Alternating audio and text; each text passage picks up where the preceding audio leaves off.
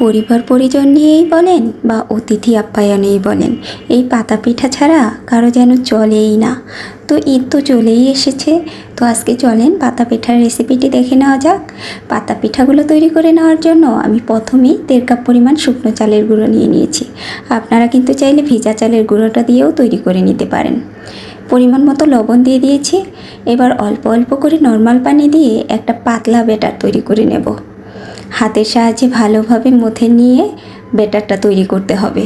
পানিটা একবারে দিয়ে দিতে যাবেন না, অল্প অল্প করে পানিটা দিতে হবে। আমি অল্প অল্প করে পানি দিয়ে ব্যাটারটা তৈরি করে নিয়েছি, আর ব্যাটারের ঘনত্বটা ঠিক এরকম থাকতে হবে। এবার আমি 3টা বাটিতে আলাদা আলাদা করে কালার মিশিয়ে নিচ্ছি। কালার মিশিয়ে নেওয়ার জন্য অন্য বাটিতে কিছুটা পরিমাণ ব্যাটার নিয়ে তাতে 1 চিমটি পরিমাণ কালার দিয়ে ভালোভাবে নেড়ে চেড়ে নিলেই হবে। তো আমার এই ভিডিওটুকু স্কিপ হয়ে গেছে। আমি কয়েকটা কাঁঠালের পাতা নিয়ে নিয়েছি, আর কাঁঠালের পাতাতে কিন্তু খুব সুন্দরভাবে তেল মিশিয়ে নিতে হবে, তাহলে পিঠাগুলো খুব সহজেই ছেড়ে আসবে।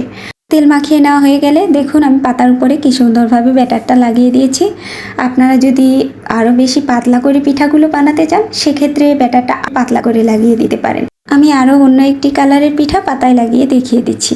এভাবে সবগুলো লাগিয়ে নেওয়া হয়ে গেলে চুলায় গরম পানি দিয়ে এর উপরে রাইস কুকারের যে বাটিটা হয় সেই বাটিটা দিয়ে দিয়েছি। পানিটা যখন ফুটতে শুরু করেছে, এবার ঢাকনা দিয়ে ঢেকে কয়েক মিনিট অপেক্ষা করে নামিয়ে নিয়েছি।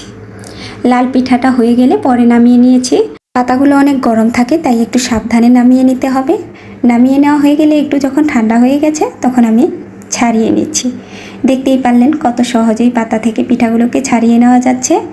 একইভাবে আমি সবগুলো পিঠাই এভাবে ভাপে দিয়ে নিয়েছি। এবার এগুলোকে ছাড়িয়ে নিচ্ছি। দেখুন আমি কাছের থেকে একটা পিঠা দেখিয়ে দিচ্ছি। কাঁঠালের পাতার সাপগুলো কতটা সুন্দরভাবে বোঝা যাচ্ছে। এই যে আমি বড় প্লেটে একটা একটা করে পিঠাগুলোকে ছড়িয়ে দিয়েছি। এবার এগুলোকে রোদে দিয়ে শুকিয়ে নেব।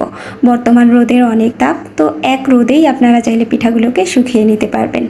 আর যাদের বাসায় রোদ নেই, বাসা বাড়িতে থাকেন, তারা চাইলে গ্যাসের চুলার নিচে দিয়েও পিঠাগুলোকে অনায়াসে শুকিয়ে নিতে পারেন। তো শুকিয়ে নেওয়ার পরে দেখুন আমার পিঠাগুলো কত সুন্দর লাগছে। এগুলো দেখতে যেরকম সুন্দর হয়েছে, খেতেও কিন্তু এরকম সুন্দর। তো পিঠাগুলো ভেজে আমি আরেকটা ভিডিওতে দেখাবো। সে পর্যন্ত সকলেই অনেক ভালো থাকবেন। আল্লাহ হাফিজ।